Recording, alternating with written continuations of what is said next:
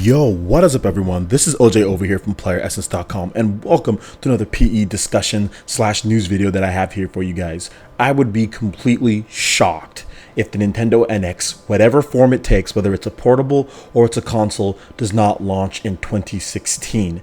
And the reason why I'm saying this is because various events that have cropped up over the past week or so. So let's go ahead and let's first talk about Foxconn. They are the ones who put together these systems. They are a Chinese-based company. And in their latest earning results, basically they said operations will be getting hot in the second half of 2016 due to Nintendo NX, which implicates that the system is launching. Foxconn is notorious for leaking stuff on iPhones, leaking stuff on all the stuff that they really make, but they're super cheap to work with. So that's the reason why companies usually work with them, and they usually end up leaking stuff. And it seems like the Nintendo NX is probably going to be coming out in 2016 because of this operations getting hot in the second half of 2016. So they expect additional revenue and things like that. On to the next thing here is we have Nintendo restricting supply or seemingly restricting supply of the Wii U in Japan. So a few weeks ago, the Wii U was selling in the tens of thousands of units. Sometimes it would be 15,000, 13,000. And then all of a sudden about 2 to 3 weeks ago, Wii U sales out of nowhere just fell off the cliff, just dropped dramatically by around 10,000 units plus, with a lot of retailers saying, hey, there's still the demand as far as what they're getting, but there's no supply. They've been saying it's sold out. A lot of different Japanese retailers have just said, hey, we're sold out of Wii U's right at this point. And Nintendo has been very, I guess, stingy with the supply. So what that basically says is that Nintendo is trying to make sure that there's no unsold stock in stores. Whatever they ship, it's sold, so they're not wasting any money on manufacturing any units. Now, a company will do this when they are dual producing other units. So if they are producing something else in bulk or a lot of, they're definitely going to want to save money on their older products. And it seems like that is what Nintendo is doing with the Nintendo Wii U. So that's another thing that is like a big major, like, okay, red flag that Nintendo is probably going to be launching this system this year, especially if they're going to be restricting stock, because seriously,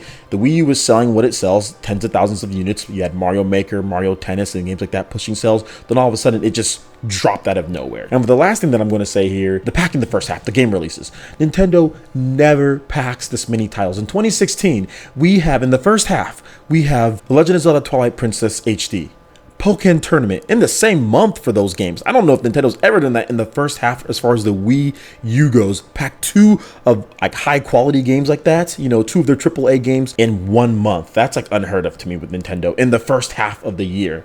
At least they haven't done it a lot. So we have that. Then we also have Star Fox Zero coming out the following month, April 22nd. And then we have Shin Megami Tensei Cross Fire Emblem or Tokyo Mirage Sessions Sharp FE coming out in June, a summer game. Nintendo never releases big summer games. So that is insane to have that many titles packed in such a short amount of time in the first half of the year, right before E3. That kind of just sets up everything to be like, hey, NX, like NX at E3 or NX very shortly before E3 and at E3, and the launch lineup in games and details as well following after that. There's one game that they announced for later, or there's actually 2 games that we know about. We have The Legend of Zelda Wii U and we have Paper Mario, and that was it as far as Wii U games for the second half of 2016. So they said they're going to be discussing games from at this point at the Nintendo Direct from this point through summer, and they basically showed us all those games, and they didn't show us The Legend of Zelda Wii U, so that's obviously a fall title.